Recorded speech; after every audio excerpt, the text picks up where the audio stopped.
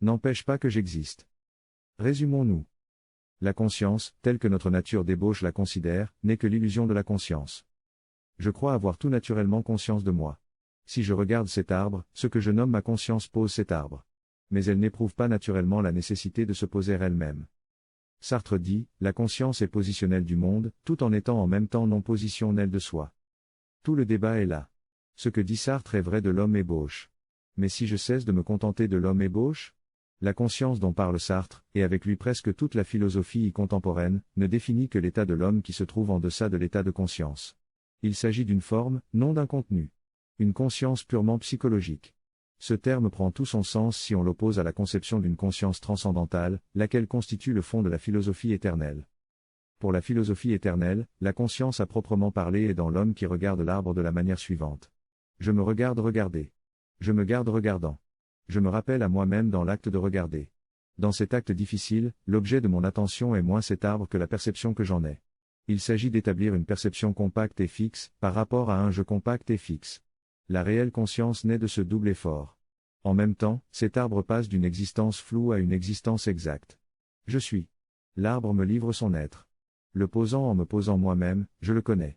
Nous naissons l'un à l'autre. Ainsi, le monde tout entier nous dit, comme donna musique à son amant le vice-roi, n'empêche pas que j'existe. C'est dans une ascèse, où ce que nous nommons abusivement conscience doit être sacrifié à l'état de conscience, que nous exauçons la prière amoureuse du monde. Et que, l'exaucant, nous passons nous-mêmes de l'existence floue à l'existence exacte. Nous regarder nous-mêmes comme nous regardons cet arbre.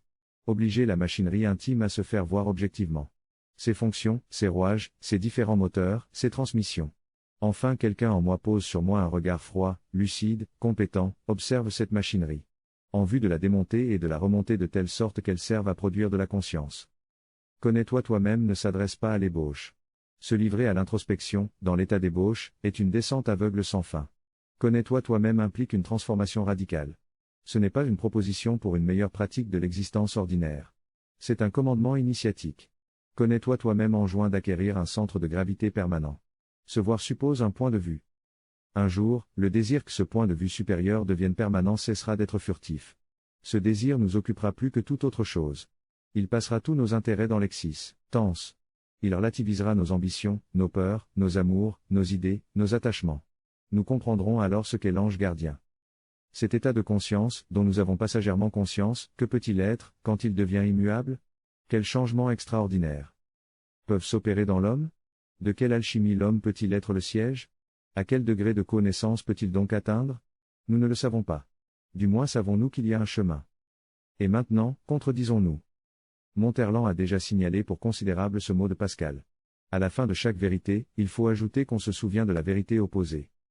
Je viens de célébrer la lumière qui brille à l'extrémité de la possession de soi. Souvenons-nous qu'une égale lumière brille à l'extrémité de l'oubli de soi. Une égale lumière dans le renoncement à être, dans l'effusion, dans l'émotion sensible, dans l'offrande de soi à l'amour perdu. La contradiction est la vie même.